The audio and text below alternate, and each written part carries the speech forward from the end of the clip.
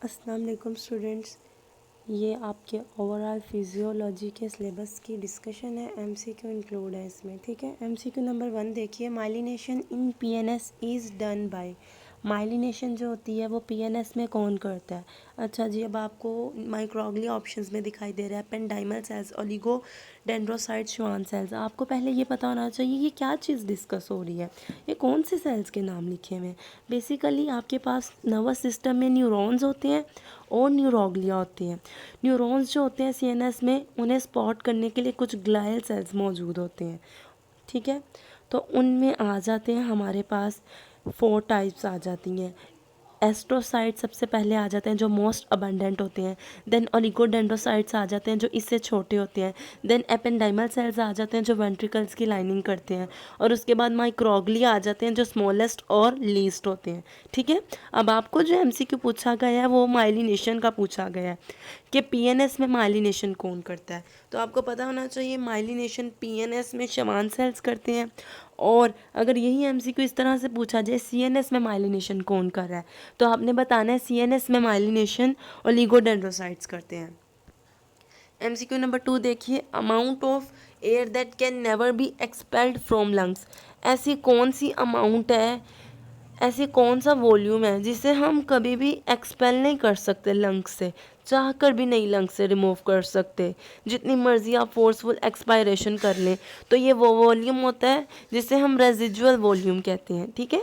इसकी वैल्यू आप लोगों ने याद रखनी है, 1200 ml होती है।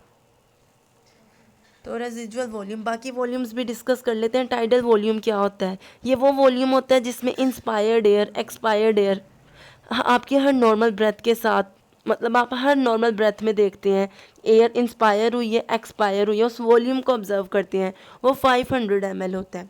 और आपको पता होना चाहिए एक्सपायरेटरी और इंस्पायरेटरी रिजर्व वॉल्यूम्स का। बहुत सिंपल सा कॉन्सेप्ट है इसका। ये इंस्पायरेटरी रिजर्व वॉल्यूम वो एक्स्ट्रा वॉल्यूम होता है एयर का जिससे आप फोर्सफुली एक्सपायर कर सकते हैं, ठीक है। और एक्सपायरेटरी रिजर्व वॉल्यूम वो होता है जिससे आप फोर्सफुली एक्सपायर कर सकते हैं। जिसे इंस्पायर करें वो इंस्पायरेटरी रिजर्व वॉल्यूम, जिसे एक्सपायर कर सकते हो आप वो expiratory reserve volume. Inspiratory reserve volume की वैल्यू 3000 ml याद रखनी है और एक्सपायरेटरी रिजर्व वॉल्यूम की 1100, ठीक है। एमसीक्यू नंबर 3 देखिए, फर्स्ट स्टेप ऑफ हीमोस्टेसिस। अब बेसिकली आप स्टेप तो बाद में देखेंगे जब आपको हीमोस्टेसिस का पता होगा। हीमोस्टेसिस क्या होती है? आपने ब्लड लॉस से प्रिवेंशन करनी होती है, इसे आप हीमोस्टेसिस कहते हैं।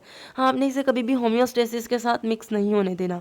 होम्योस्टेसिस होती है कि जितनी मर्जी फ्लक्चुएशंस आ जाएं आपके एक्सटर्नल एनवायरनमेंट में, लेकिन आपकी बॉडी का इंटरनल एनवायरनमेंट इंटैक्ट रहता है, कहीं भी फ्लक्चुएशन नहीं आती, वो होम्योस्टेसिस होती है। लेकिन हीमोस्टेसिस होती है कि आपने ब्लड लॉस को प्रिवेंशन करनी होती है, ब्लड लॉस से कि फर्दर ना हो लॉस। तो उसके लिए 4 स्टेजेस होती हैं। ये हीमोस्टेसिस एक ही स्टेप में नहीं हो जाती, इसके लिए 4 स्टेप्स होते हैं। वैस्कुलर स्पैज़म सबसे पहला स्टेप होता है, जिसमें बेसिकली आपके पास क्या होता है वैस्कुलर स्पैज़म में कि आपको कट लग गया है तो उसके बाद ब्लड वेसल ने अपनी कॉन्ट्रैक्शन करनी होती है उसकी वॉल्स ने, ताकि ब्लड फ्लो को रिड्यूस किया जा सके और कम से कम लॉस हो, ठीक है। तो ये पहला स्टेप होता है। उसके बाद सेकंड स्टेप या स्टेज याद रखनी है, प्लेटलेट प्लग बनने स्टार्ट हो जाते हैं। थर्ड में याद रखना है अपने ब्लड कोगुलेशन स्टार्ट हो जाती है। और फाइनली फोर्थ में आपके उस होल में, जो वेसल का होल होता है, उसे बंद करने के लिए ग्रोथ, फिब्रस टिश्यू की ग्रोथ हो जाती है जी। इसी एमसीक्यू में चले नेक्स्ट में देखते हैं। एमसीक्यू नंबर 4 देखिए, endocrine gland responsible for body circadian rhythm. तो जो आपका पाइनियल ग्लैंड होता है वो बॉडी के सर्केडियन रिदम के लिए रिस्पॉन्सिबल होता है, जिसमें से मेलाटोनिन हार्मोन भी सेक्रीट होता है। बेसिकली वही सर्केडियन रिदम के लिए रिस्पॉन्सिबल होता है। एमसीक्यू नंबर 5 देखिए, daily average urinary output. Daily average urinary output कितनी होती है? अगर लीटर्स की बात की जाए तो 1.5। अगर आपको 1.5 नहीं दिखाई दे तो आप 2 भी चूज़ कर सकते हैं, क्योंकि अगर आप वाटर इनटेक अच्छा कर रहे हैं तो 2 तक भी अप्रॉक्सीमेशन हो जाती है। लेकिन यहाँ पर 2 नहीं था तो आप 1.5 चूज़ कर सकते हैं जी। आपको लीटर में तो पता होनी चाहिए, उसके अलावा आपको मिलीलीटर में भी पता होनी चाहिए। मिलीलीटर में 800 to 2000 याद रख सकते हैं आप। वैसे मोस्टली लीटर में ही पूछी जाती है। उसके अलावा आप लोगों को पता होनी चाहिए कि ये जो यूरिनरी ब्लेडर होता है वो कितना मैक्सिमम स्टोर कर सकता है यूरिन, वो 500 ml स्टोर कर सकता है, लेकिन 300 ml पे रिफ्लेक्स इनिशिएट होना स्टार्ट हो जाता है। ठीक है, उसके अलावा आप लोगों ने याद रखनी है मीन pH 6 होती है और जो इसकी रेंज होती है वो 4.5 to 8.2 तक होती है, और स्पेसिफिक ग्रेविटी 1.015 से 1.025 होती है यूरिन की। डायबिटीज़ मेलाइटस में ये इंक्रीज़ कर जाती है स्पेसिफिक ग्रेविटी, और डायबिटीज़ इंसिपिडस में डिक्रीज़ कर जाती है। ठीक है, पेरोक्सीसोम बेसिकली ये सभी कंटेन करते हैं, उसमें ऑक्सीडोसिस भी होते हैं, ऑक्सीडेसिस भी होते हैं एंजाइम, वो फिजिकली सिमिलर होते हैं लाइसोसोम से, स्मूथ एंडोप्लाज्मिक रेटिकुलम से बनते हैं और टॉक्सिन्स को डिटॉक्सिफाई करते हैं। एमसीक्यू नंबर 7 देखिए, most of the clotting factors are synthesised in body. Basically आपको क्लॉटिंग फैक्टर्स का आइडिया होना चाहिए, वो फैक्टर्स जो ब्लड क्लॉटिंग में पार्टिसिपेट करते हैं उन्हें हम क्लॉटिंग फैक्टर्स कहते हैं। आपके पास 16 क्लॉटिंग फैक्टर्स होते हैं, लेकिन अगर आप 13 to 14 अच्छे से याद कर लें तो आपका कोआगुलेशन कैस्केड क्लियर हो जाता है, आपको एक्सट्रिंसिक और इंट्रिंसिक पाथवे समझ में आ जाता है।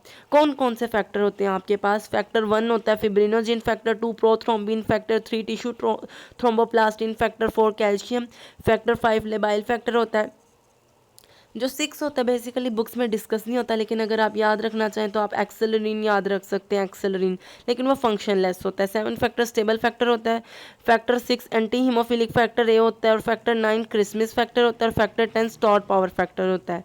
11 एंटी हीमोफिलिक फैक्टर सी होता है, 12 हेगमन फैक्टर होता है, और इसी तरह कंटिन्यू होते हैं। ठीक है, तो आप लोगों ने ये अच्छे से याद करने, अदरवाइज आपको कोआगुलेशन कैस्केड कभी भी समझ में नहीं आ सकता। उसके अलावा आपको इस एमसीक्यू से रिलेटेड क्या पता होना चाहिए? आपको पता होना चाहिए कौन कौन से फैक्टर विटामिन के डिपेंडेंट हैं। तो विटामिन फैक्टर 2, 7, 9 और 10 जो ये क्लॉटिंग फैक्टर हैं 4, ये विटामिन के डिपेंडेंट है। अगर ये इनको विटामिन के की डेफिशिएंसी होती है इन केस किसी भी तरह की, तो आपके ये फैक्टर ठीक से काम नहीं करेंगे। इसीलिए जब आप बायोकेमिस्ट्री में विटामिन के पढ़ रहे होते हैं तो उसकी डेफिशिएंसी डिसऑर्डर्स में आपको ब्लड रिलेटेड डिसऑर्डर्स बहुत ज़्यादा मिलते हैं। वजह क्या होती है? वजह यही होती है, आपने याद रखनी है। चलें अभी से एमसीक्यू पे आ जाएं कि क्लॉटिंग फैक्टर्स जो हमने डिस्कस कर लिए हैं वो बनते कहाँ पर हैं? वो लिवर में बनते हैं बेसिकली। एमसीक्यू नंबर 8 देखिए, नॉर्मल हीमेटोक्रिट जो होता है वो बेसिकली 45% होता है, 44 भी समटाइम्स हो जाता है, लेकिन हम एवरेज की बात करें तो वो 45 ही रहता है। एमसीक्यू नंबर 9 देखिए, the term that means continued mild और partial contraction of an entire muscle, तो ये मसल टोन कहलाती है। MCQ number 10, which is example of negative feedback mechanism. जी आप लोगों को नेगेटिव फीडबैक और पॉजिटिव फीडबैक का आइडिया होना चाहिए, ये पेट क्वेश्चंस होते हैं जो पूछे जाते हैं लाजमी। बेसिकली जो नेगेटिव फीडबैक होता है वो होता क्या है कि जो आपका रिजल्ट आ रहा है वो आपकी इनिशियल स्टिमुलस के ऑपोजिट है, उसे आप कहते हैं ये नेगेटिव फीडबैक है। इसमें बॉडी टेम्परेचर, ग्लूकोज लेवल की, ब्लड ग्लूकोज लेवल की रेगुलेशन, आपकी ऑस्मो रेगुलेशन, ये सारी नेगेटिव फीडबैक में आ जाती हैं। तो बॉडी टेम्परेचर देखिए आपको दिखाई दे गया है। बाकी जो ये सारी एग्जांपल्स लिखी हैं, ब्लड क्लॉटिंग, यूटेराइन कॉन्ट्रैक्शंस और राइपनिंग ऑफ फ्रूट, ये पॉजिटिव फीडबैक है। ठीक है, और विशियस सर्कल जो होता है वो पॉजिटिव फीडबैक में आता है, आपने ये याद रखना है। और कोई भी डिफेक्ट या हो जाए, जब वो डिफेक्टिव हो जाता है तो लाइफ को सेव नहीं कर सकता, और इवन आपकी डेथ भी कॉज हो सकती है, क्योंकि वो कंटिन्यू रहेगा ना, उसे रोकना मुश्किल हो जाता है पॉजिटिव फीडबैक को। एमसीक्यू नंबर 11 देखिए, within physiological limit heart pumps all blood that returns to it by ways, this statement is called. इस स्टेटमेंट को हम फ्रैंक स्टार्लिंग लॉ कहते हैं, ये आपको अच्छे से क्लियर होना चाहिए। ठीक है, तो फ्रैंक स्टार्लिंग लॉ तो ये हो गया। बाकी 3 ऑप्शंस के बारे में क्या ख्याल है आपका? वॉक अलोंग थ्योरी क्या होती है? वॉक अलोंग थ्योरी बहुत सिंपल सी चीज़ है, लेकिन अगर आपको नहीं पता होती तो फिर नहीं पता होती, मतलब नहीं समझ आती ना इसकी। आपको पता होना चाहिए कि वॉक अलोंग थ्योरी में हम डिस्कस करते हैं कि किस तरह से जो एक्टिवेटेड एक्टिन फिलामेंट्स होते हैं और मायोसिन होते हैं वो एक दूसरे को इंटरेक्ट करते हैं, एक दूसरे के साथ इंटरेक्ट करके कॉन्ट्रैक्शन कॉज करते हैं। How activated actin filament and how myosin cross bridges interact to cause contraction. Simple सी बात है, ठीक है, आपने इसको ऐसे ही याद रखना है, इसे ज़्यादा कॉम्प्लेक्स नहीं करना।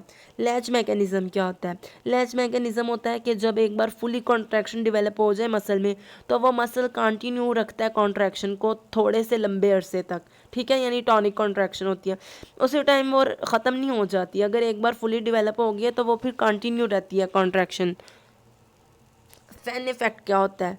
फैन इफेक्ट होता है, बहुत सिंपल सी चीज़ होती है। फैन इफेक्ट में आ जाता है कि जितना काम करेंगे उतनी ज़्यादा एटीपी क्लीवेज होगी एडीपी में। तो कॉमन सेंस है ना, काम करेंगे तो एटीपी रिक्वायरमेंट, एनर्जी रिक्वायरमेंट होगी। एनर्जी कहाँ से आएगी आपकी?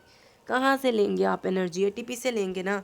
तो आपने बस फैन इफेक्ट में बताना होता है कि वर्क डन जितना ज़्यादा होगा, जितनी वर्क की अमाउंट बढ़ा देंगे आप, एटीपी की क्लीवेज भी उतनी ज़्यादा होगी एडीपी में। एमसीक्यू नंबर 12 देखिए, dissipation of bodily heat is called. Body heat की डिसिपेशन को आप क्या कहते हैं? आप बॉडी हीट की डिसिपेशन को थर्मोलाइसिस कहते हैं। ये तो टर्म ही बता रही है, कॉमन सेंस जिसके अंदर हो उसको इस एमसीक्यू को सॉल्व करने में सेकंड ही लगेगा। थर्मोटैक्सिस क्या होता है? अगर आप बॉडी हीट को मेंटेन रख रहे हैं, मतलब उसका नॉर्मल एडजस्टमेंट की हो या आपने बॉडी हीट की, से आप थर्मोटैक्सिस कहते हैं। और थर्मोजेनेसिस, जेनेसिस का वर्ड जहाँ भी आ जाए इसका मतलब होता है फॉर्मेशन। तो थर्मोजेनेसिस जहाँ भी आ जाए मतलब हीट की प्रोडक्शन हो रही है। पायरोजेंस जो होते हैं, पायरेक्सिया से याद रखना आप लोगों ने पायरेक्सिया और पायरोजेंस फीवर से रिलेट करते हैं। एमसीक्यू नंबर 13 देखिए, during exercise blood flow remains relatively constant to which of following. आपका जो ब्रेन होता है कभी भी उसे ब्लड फ्लो कभी भी उसकी कंसिस्टेंसी में, कांस्टेंट नेचर में उसकी कभी भी डिफरेंस या डिस्टरबेंस नहीं आती, अदरवाइज डेथ भी हो सकती है। ब्लड फ्लो जो तकरीबन होता है ना ब्रेन का, वो हमेशा कांस्टेंट ही रहता है, रिलेटिवली कांस्टेंट रहता है। एमसीक्यू नंबर 14 देखिए, macula is structure present in. जी, तो आप लोगों ने अगर स्पेशल सेंसेस अच्छे से की होंगी तो आपको तो ये एमसीक्यू 1 मिनट में पता चल जाएगा। रेटिना जो होता है आई का, बेसिकली उसके सेंटर में 1 मिलीमीटर स्क्वायर का जो होता है स्ट्रक्चर, उसे हम मैक्यूला कहते हैं। और मैक्यूला के अंदर फिर मैक्यूला का जो सेंट्रल पॉइंट होता है उसमें फोविया होता है, और फोविया के अंदर रोड्स एंड कोन्स, यानी कि फोविया रोड्स एंड कोन से मिलके बनता है। और उनका बेसिक पर्पस क्या होता है? विजुअल इक्विटी, यानी अच्छी विजन करना। एमसीक्यू नंबर 15 देखिए, which of the following is main inhibitory neurotransmitter in CNS. GABA जो होता है वो मेन इनहिबिटरी न्यूरोट्रांसमीटर होता है सीएनएस का। ग्लूटामेट जो होता है वो मेन एक्साइटेटरी न्यूरोट्रांसमीटर है सीएनएस का। और अगर आपको गाबा दिखाई नहीं देता इनहिबिटरी न्यूरोट्रांसमीटर में तो आप सेरोटोनिन चूज़ कर सकते हैं, वैसे गाबा ही पूछा जाता है। तो glutamate main excitatory neurotransmitter. Glycine के बारे में आपका क्या ख्याल है? ग्लाइसिन जो होता है वो बेसिकली एक इनहिबिटरी न्यूरोट्रांसमीटर है, लेकिन सीएनएस का नहीं, स्पाइनल कॉर्ड का। तो ये आप लोगों ने तीनों बातें याद रखनी है। एमसीक्यू नंबर 16 देखिए, लब sound of heart is caused by. Heart की जो लब साउंड होती है वो किस तरह से बनती है? वो बनती है जब आपके जो वॉल्व होते हैं, एवी वॉल्व के क्लियर हो जाता है तो तब लब साउंड बनती है। बेसिकली आपके पास दो ही साउंड होती हैं स्टूडेंट्स, बहुत सिंपल सी बात है। एक S1 साउंड होती है, एक S2 साउंड होती है। S1 को आप लब कहते हैं जो कि लाउडर साउंड होती है। जो S2 डब साउंड होती है वो थोड़ी सॉफ्टर साउंड होती है, ठीक है। और जो S1 यानी लब होती है वो एवी वॉल के क्लोयर से पैदा होती है। डब जो होती है वो एओटिक और सेमिल्यूनर वॉल, यानी कि पल्मनरी वॉल कह सकते हैं आप, एओटिक और सेमिल्यूनर वॉल के बंद होने से पैदा होती है, ठीक है। MCQ number 17, factor that shift oxygen haemoglobin dissociation curve to right. जी, तो आप लोगों को ये फैक्टर बहुत बहुत अच्छे से पता होने चाहिए कि कौन से फैक्टर राइट शिफ्ट कर देते हैं ऑक्सीजन डिसोसिएशन हीमोग्लोबिन की जो कर्व होती है, और कौन से होते हैं जो उसे लेफ़्ट साइड पे शिफ्ट कर देते हैं, ठीक है जी। स्टोर्ड ब्लड डिक्रीज टू 3 डिसफॉस्फोग्लिसरेट, या फिर इंक्रीज टेम्परेचर, या फिर अल्कलोसिस। आप लोग एक याद रख लें, या तो आप राइटवर्ड शिफ्ट के याद रख लें या फिर आप लेफ्टवर्ड शिफ्ट के याद रख लें। आई थिंक आप लोग राइटवर्ड शिफ्ट के याद रख लेते हैं तो वो ज़्यादा इजी रहता है क्योंकि वो कम होते हैं फैक्टर्स। एक्सरसाइज वो राइटवर्ड शिफ्ट कराती है, मतलब राइटवर्ड मूव करा देती है। एसिडोसिस इंक्रीज अगर हो रहा है 2,3 डिसफॉस्फोग्लिसरेट, अगर टेम्परेचर इंक्रीज हो रहा है, अगर CO2 इंक्रीज हो रही है, अगर H positive concentration, hydrogen ion concentration increase हो रही है, तब क्या होता है वो राइट पे शिफ्ट हो जाता है। ढूंढ ले मैंने कौन सी बात बोली है जो यहाँ पर है, मैंने इंक्रीज टेम्परेचर बोला है, ठीक है। अगेन रिपीट कर रही हूँ, क्या क्या याद रखना है? Increase temperature, increase CO2 concentration, increase 2,3 diphosphoglycerate, exercise, acidosis और हाइड्रोजन आइंस की कंसनट्रेशन का इंक्रीज होना। ये क्या करते हैं, राइटवर्ड शिफ्ट कराते हैं। तो आप लोगों ने लेफ़्ट को देखना तक नहीं है, उसको रीड भी नहीं करना आपने, बस ये अगर आपको राइट वाले याद हो गए हैं तो आपका MCQ कभी भी रॉन्ग नहीं होगा, इवन SCQ भी रॉन्ग नहीं होगा। MCQ नंबर 18 देखिए, controls GIT secretions blood flow serves sensory functions by receiving signals from GIT epithelium and from stretch receptors of GIT wall। तो ये कौन सा प्लेक्सस होता है, आपका जो GIT होता है ना, बेसिकली उसमें आपके पास दो तरह के प्लेक्सस पाए जाते हैं। एक माइंटेरिक प्लेक्सस होता है जिसे हम ऑर्बिक प्लेक्सस भी कहते हैं। उसकी लोकेशन कहाँ पर होती है आपको ये बात पता होनी चाहिए और उसका फंक्शन पता होना चाहिए। वो सर्कुलर और लॉन्गिट्यूडनल मसल्स के दरमियान में होता है और वो GIT की मूवमेंट्स को कंट्रोल करता है, ठीक है। और जो दूसरा होता है उसे हम कहते हैं ये मीजनर कार्पसल या सबम्यूकोजल है। उसकी पोजीशन कहाँ होती है, वो सबम्यूकोजा, क्योंकि उसका नाम ही सबम्यूकोजल प्लेक्सस है या मीजनर, तो उसकी पोजीशन भी उस लिहाज से सबम्यूकोजा के अंदर होती है और वो बेसिकली GIT की सेक्रेशंस को, ब्लड फ्लो को कंट्रोल करता है। तो यहाँ पर बात हो रही है मीजनर प्लेक्सस की, क्योंकि माइंटेरिक या ऑर्बिक में तो आपको सिर्फ और सिर्फ GIT मूवमेंट से ही डील करना होता है, और या वो खुद बता देते हैं कि ये सर्कुलर और लॉन्गिट्यूडनल मसल के दरमियान में, तो बताइए कौन सा प्लेक्सस है। बस आप लोगों ने नाम नहीं मिक्स करने। ऑर्बिक प्लेक्सस को माइंटेरिक कहते हैं और मिजनर प्लेक्सस को सबम्यूकोजल कहते हैं। जो ऑर्बिक और माइंटेरिक होता है ये क्या करता है, GIT की मूवमेंट्स को कंट्रोल करता है। जो सबम्यूकोजल या मिजनर प्लेक्सस होता है ये क्या करता है, ये सेक्रीशंस को कंट्रोल करता है और जितनी भी एब्जॉर्प्शन, सेक्रेशन, ब्लड फ्लो होता है उसे कंट्रोल करता है। MCQ number 19, all of following are vasoconstrictor except, सभी वेजोकंस्ट्रिक्टर हैं किसके अलावा। तो आप लोगों को जैसे मैंने कहा है कि आपने सिर्फ राइटवर्ड शिफ्ट के फैक्टर्स याद करने हैं, इसी तरह आप लोगों ने सिर्फ वेजोकंस्ट्रिक्टर याद कर लेने हैं। डायलेटर खुद ब खुद आप लोगों को ऑटोमेटिकली याद हो जाएंगे, आप लोग ऑब्जर्व कर लीजिएगा जी। वेजोकंस्ट्रिक्टर कौन सा नहीं है किसके अलावा, तो पहले तो आपको वेजोकंस्ट्रिक्टर पता होने चाहिए। Epinephrine, nor epinephrine, angiotensin, vasopressin, ADH, endothelin, calcium ions और pH का बढ़ना, कार्बन डाइऑक्साइड, ये सारे वेजोकंस्ट्रिक्टर होते हैं। लेकिन जो हिस्टामीन होती है ये वेजोकंस्ट्रिक्टर नहीं होती, ये वेजो डायलेटर होती है। तो आप लोगों ने याद रखना है ये वेजोकंस्ट्रिक्टर नहीं है। Epinephrine, nor epinephrine, angiotensin, vasopressin, ADH, endothelin, calcium ions और pH का बढ़ना और कार्बन डाइऑक्साइड, ये वेजोकंस्ट्रिक्टर के तौर पे एक्ट करते हैं। अच्छा जी, कार्बन डाइऑक्साइड के लिए आपको बहुत कंफ्यूजिंग MCQ दिया जाता है। कार्बन डाइऑक्साइड एज ए वेजोकंस्ट्रिक्टर भी एक्ट करती है और एज ए वेजो डायलेटर भी एक्ट करती है। आप लोगों ने याद रखना है, जब भी आपको वेजो मोटर सेंटर में पूछा जाए आपने कहना है ये वेजोकंस्ट्रिक्टर के तौर पर काम कर रही है। जब टिश्यूज़ वगैरह में पूछा जाए फिर आपने कहना है ये एज ए वेजो डायलेटर काम कर रही है। तो आपको वो जितना मर्जी डॉज करें आपने डॉज नहीं होना, CO2 के दोनों केसेस को याद रखना है।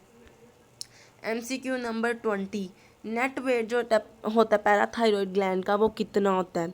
तो जो नेट वेट होता है पैराथायरॉयड ग्लैंड का जी प्रोबेबली आई थिंक 200 ग्राम होता है।